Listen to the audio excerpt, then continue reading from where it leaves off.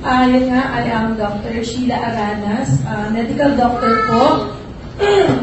Last year, I had a spine problem. My disc na nag-fuse. So, sa MRI ko yun nakita.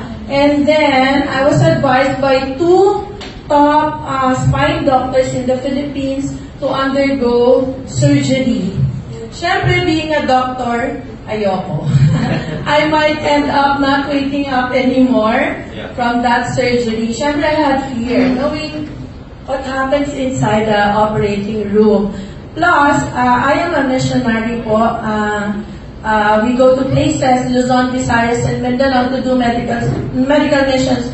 In fact, while I had that neck brace, I still could go to Mindanao, nag-medical missions pa rin. So it was hard. Naka-neck brace ako. So ganyan po ako pag tatawagin ako. Can you imagine? I would see like 100 patients and ganun po yung condition ko. Gumaganyan talaga ako. But still, I went because that's where my heart is talaga. Syempre, yung family ko nagagalit na sa akin. Oh, why are you still going? Why not attend to your own health concern?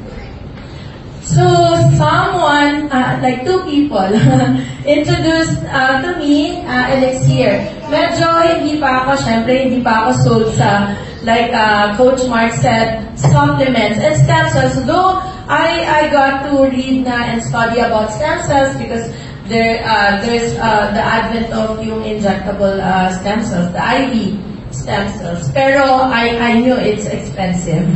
So,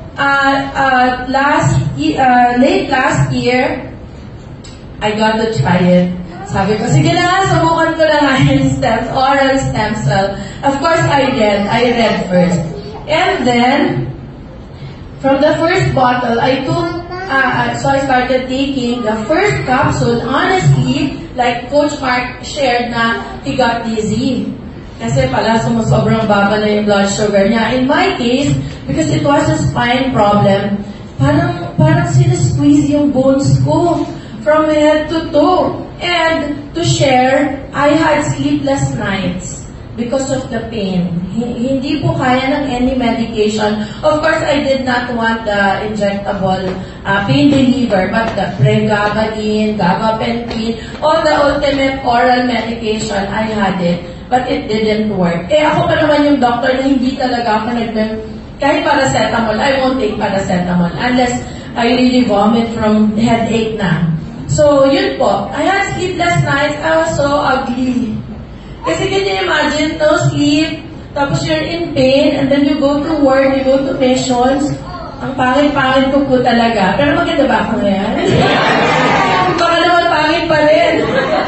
Yeah, so I tried the first capsule. That's what I experienced, and then I said, "Oh my goodness, baka it's not good for me." But the Lord reminded me, what is stem cells? Stem cells is where the bone cells, the hair cells, nail cells, natin come from. So okay, sige, I'll take it, and then it didn't even last 24 hours, and that squeezing pain sa bones ko was gone. And then after 5 capsules, I forgot already that I have the spine problem. I was able to sleep well. Sobrang the happiest, like Coach Mark said, the happiest because I forgot already na I had to wear pala the neck brace. 5 capsules. So, from that bottle, I have a friend, another believer and achiever na rin sa GFOX, si Dr. Vilma. She's a dentist. She goes with me in missions. She had naman carpal tunnel. She's a dentist. You know, dentist, ito talaga yung puhunan nila, di ba? They would extract and clean teeth, extract teeth. So, she couldn't hold instruments anymore. She had carpal tunnel, if you are familiar.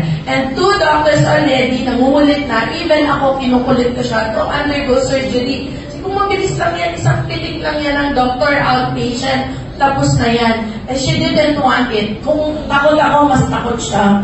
But then, I had a bottle. Sabi ko, sige na nga, subukan mo to. Dok, wala pa akong sige na, dalhin mo na to, 12 capsules. So, Nakalimutan ko na siya i-follow up. After 7 days, I think I asked her, kumusta na? Halika na, magpa-opera na tayo. Dok, wala na. Wala na, naigagalaw ko na naigagalaw na niya yung license niya. Tapos, wala na, hindi na siya magpapa-opera, wala na pain. Itong mga fingers na kasi siya had to help i-assist niya para mag-diretso yung mga fingers niya. So wala na, nakita niya talaga sa akin. And marami pa po siyang testimonies because she was taking 10 maintenance medicines for her heart. Kasi nakita sa 2D echo na yung heart niya has a problem. So ang dami niya, 10 medicines which doesn't work kasi ganun doon pa rin chest pain niya, nanghihina pa rin siya, masakit pa rin. Sabi niya parang pag nagtitake ako ng medicine, mas lalong sumasama yung pakiramdam ko. After taking Elixir Placenta for 7 days, 7 days, lahat ng medication niya, hindi na niya tinig. Siyempre nagalit ako bilang doktor. No, don't do that, don't stop your medications right away. Sabi niya, wala na akong nararamdaman eh. And then she went to another cardiologist. Lo and behold, lahat ng results na normal. Wow! Glory to God po. Grabe mo yung gamit talaga sa Elixir. And anymore, another one. Sorry, you gave me that. In Mindoro, last November po, I went there. So, pagpabiyaya ko, may dala na ako. Sabi ni Coach Yoli, ganun eh. So, may dinala po ako Elixir Placenta. There was this teacher na, actually, she's not bedridden kasi she can't even lie down on her bed. Kasi her body, yung posture niya is twisted. She's really letter S. So, nakaluhod lang siya or she would find position para makarest lang siya. Hindi siya nakakadiretso sa bed. Can you imagine, hindi siya makadiretso sa bed kasi yung spine niya naka-letter S na gano'n. That was November. December, nangamusta po ako. Same pa rin daw. January, nangamusta ulit ako. Nakalimutan ng brother ko ibalita sa akin. Pumapasok na daw ulit sa school. Muntik na po siyang mawala ng work kasi syempre, teacher, hindi na, hindi ka na functional. So, kailangan i-relieve ka na. Ayun, praise God po. So, na siya ngayon?